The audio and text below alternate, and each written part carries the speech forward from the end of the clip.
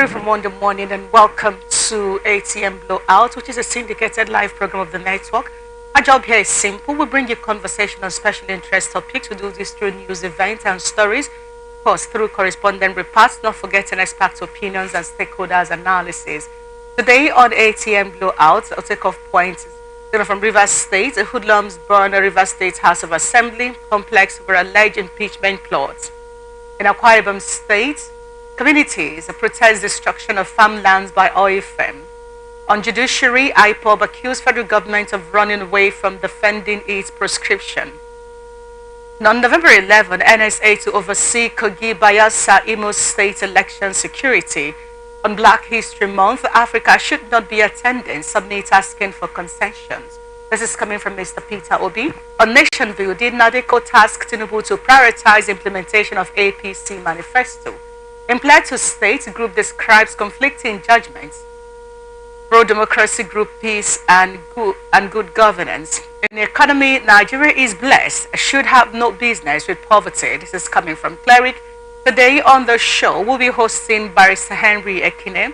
He is a legal practitioner, human rights activist, advocate, but he's speaking to us this morning as a public affairs analyst. We'll come back to you all after the break.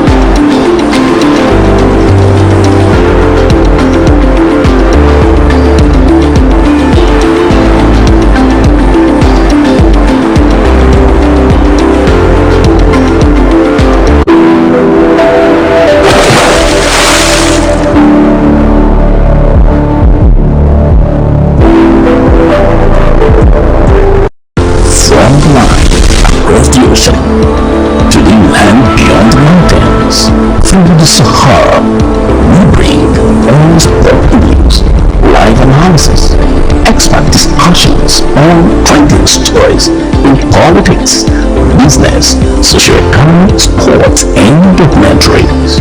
So catch all the updates on the happenings around the globe. Stay focused on the fact today. On 18.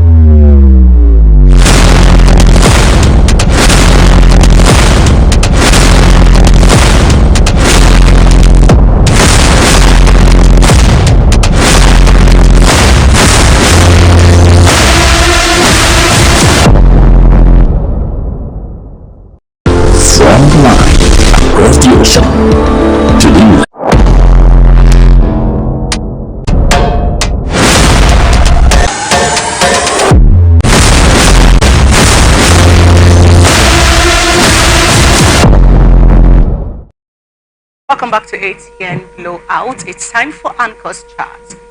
Let's get into Akwa Ibom State for this particular one, and we'll bring you all the details now. Aggrieved the people of Ikot, Akan, and Ete communities in Ikotabasi local government area and their neighbors in Ikot Oyoro communities of Mbats and in local government area of Akwa Ibom State have protested the destruction of their buildings and farmlands caused by frequent blasts and tremors from the activities of Geoseismic Survey Limited. Geoseismic Survey Limited is handling the oil survey deposits for Sterling Global Petrochemical in the area. The protesters who converged on Saturday at the party 110 base camp in Bat in LGA sang solidarity songs and displayed placards of various inscriptions accusing the company of not carrying the community along in their operations. While addressing the protesters, the chairman, the Local Content Monitoring and Compliance Committee, Engineer Odudu Udo, expressed disappointment with the management of the company for turning deaf ears to the plight of the communities, despite a series of correspondences to the company, adding that the management is yet to respond to anyone, including honoring an invitation from the Ministry of Environment and Solid Mineral for a dialogue. He called on the management to respect the peaceful coexistence of the communities and address their grievances to avoid disruption of their activities in the area, and gave the company a grace of 1 week to report to the Ministry of Environment and Solid Mineral in Uyo for dialogue. While responding, the Community Affairs Manager Geoseismic Survey Limited, Engineer Philip Aguda, apologized to Udo and promised to comply with the directive by visiting them in Uyo, Akwa Ibom State. Okay, let's start from the top. About 3 or more communities had to resort to protest to get the attention of the person or people managing the seismic company. Okay, so they had to do a protest. But now, this incident that led to a protest did not just start the day they went on the protest. There's been several steps taken. Reports have been made to the Ministry of Environment. They're in charge of the natural minerals in the state. They didn't heed the call to come for negotiation or discussion into this matter. To take it further from there, a lot has been done basically by these communities to get their attention. Now, when we talk about destruction of farmlands, I hope for some who don't understand the process of farming, I'll give you a little bit of an idea, at least as much as I know. Now, when it comes to localized farming, not mechanical farming, mechanization farming, when it comes to local farming, I'll tell you how the process goes, because I traveled home as a young child. I traveled when my grandma, my late grandma now, maternal grandma, to follow the processes. So I have an idea how this thing is. So let me give you a bit of a narrative. So when people say Their farmlands are destroyed, whether by herdsmen or by oil servicing companies in the course of exploration. Here is an idea why this is really painful, deeply painful, especially in this time where Nigeria's economy is neither here nor there. So, first and foremost, the farmland allotted for that year's farming or farming season is they do what you call the grass cutting. They do the grass cutting, and then after grass cutting, like pulling down maybe some trees that are already there, or some, so anything that is not meant to be done. This is usually a thick forest where they will have to cut down sometimes they even have to employ the services of some form of mechanized process to cut down the tree. So they have to pay extra labor, not just labor depending on themselves. Sometimes they go out of their way even to ensure that these people come from out of the state and they get to pay them. Okay. They finish that process. Then I get into the process of moving those grasses, those trees and whatever they have cut out, moving it out of the surface, out of where they want to do the farmland. That takes it to a whole process on its own, because they have to move this thing. That also involves another form of labor, where they will have to deploy another form of labor. Another money will be paid, because sometimes those who do the cutting don't involve in pulling off those trees or whatever that was cut off from the surface of the earth, so that they can see where they are going to farm. So after that process, they get these able-bodied young men to move it out of the spots where they want to farm. They maybe keep it around, use it to maintain their boundary between them and another farm owner, if possible. And then you begin the process of cultivating the land. You now begin the process of digging the land. Another set of laborers are also employed, to carry that out, and they are paid. And then after tilling the ground, the process of digging it to form molds, it depends on what they want to farm.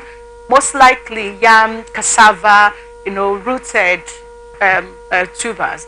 That's most likely what they farm in those places. Now after that,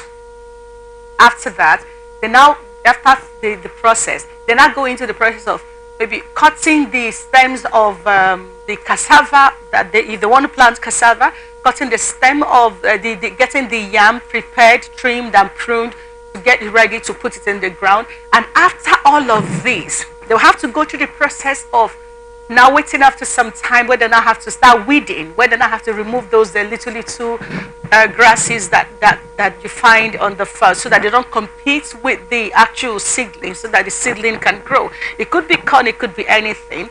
And at the end of the day, these things begin to sprout. If you consider, and this weeding sometimes takes 2 or 3 times. I learned it depends on the kind of environment where the farming is taking place. Now, when someone goes through all of these processes, when that they have a farmland where they can, harvest the products, then end up taking it to the market, maybe turn it into an edible meal. It could be gari, what have you, or ugu, pumpkin leaves, and all of that. When they are done doing all of these efforts, someone in the name of exploration or in the name of having herds that you need to take care of messes with all of these efforts. I don't know, I'm taking time to explain this so that sometimes people can understand the pains that these people have in their hearts, that after going through all of this process, someone from nowhere who doesn't even care that there are human beings living there, and even to add insult to the injury, as like we say here, you did all of this, you messed up with their cultivation, with their farmlands, some of them their buildings, you destroyed all of this, and now the government of the state through the ministry invited you as a company operating in Akwa Ibom state. You refuse to heed that call. They had no option but to carry out placards to bring it to the public, and that's when you're responding. And guess what the response is? Okay, I'll find time to see you.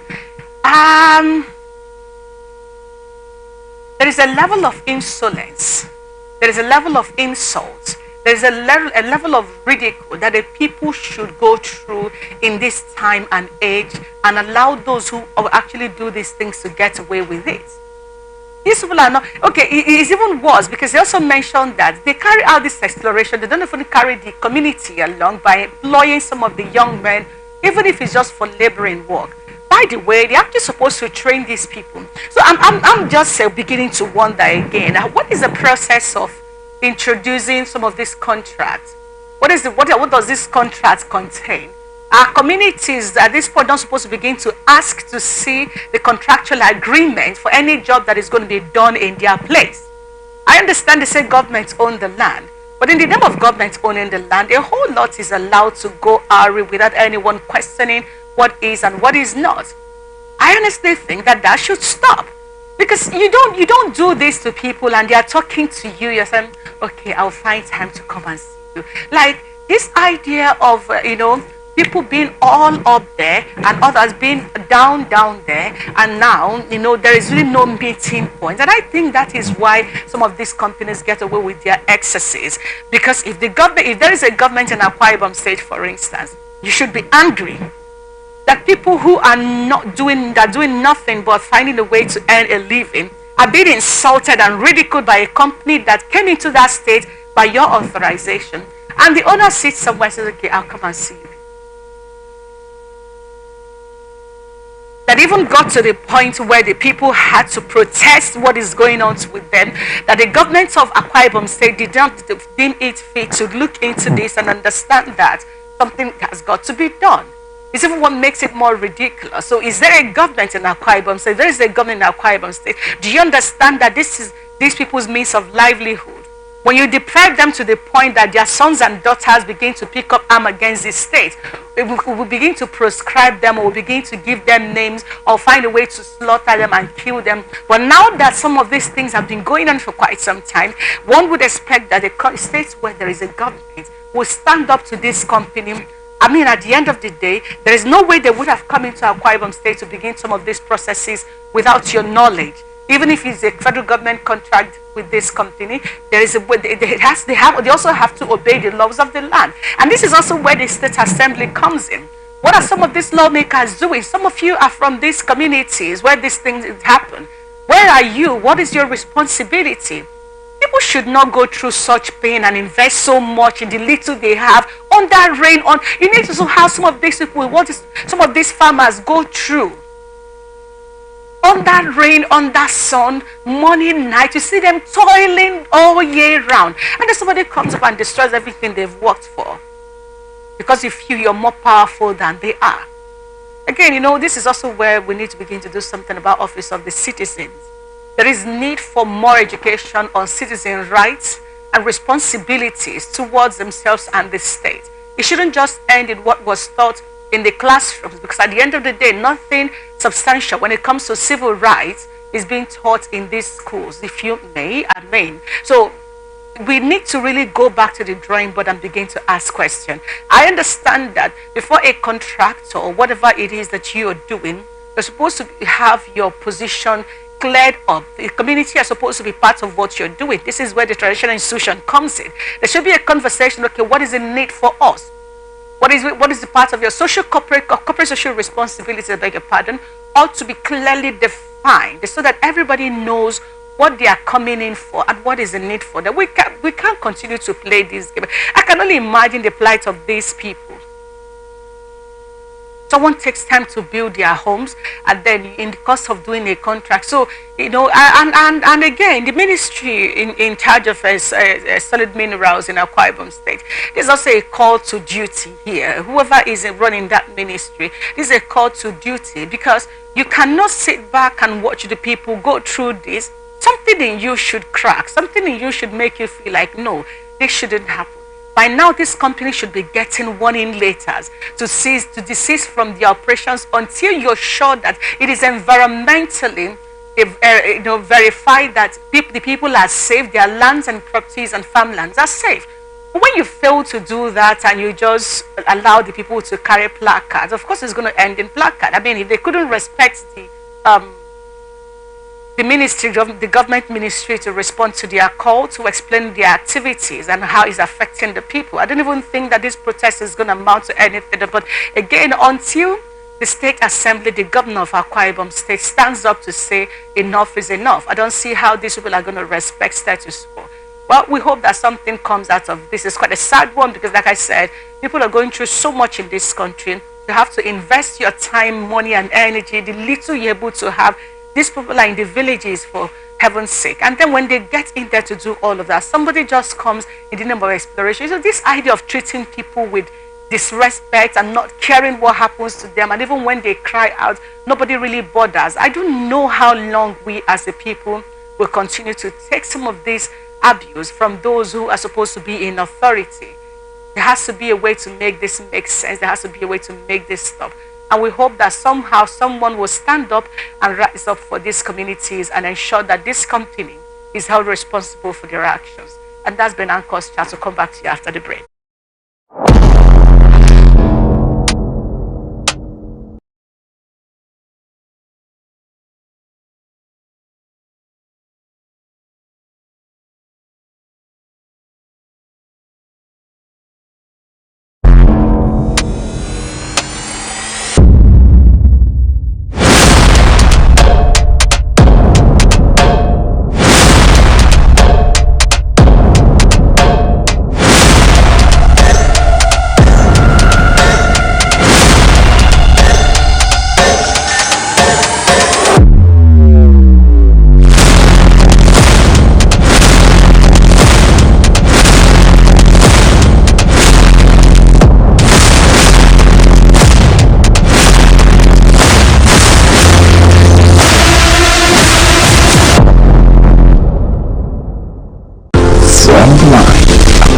To the land beyond the mountains, through the Sahara, we bring all news, live analysis, expert discussions on trending stories in politics, business, socio-economic, sports, and documentaries.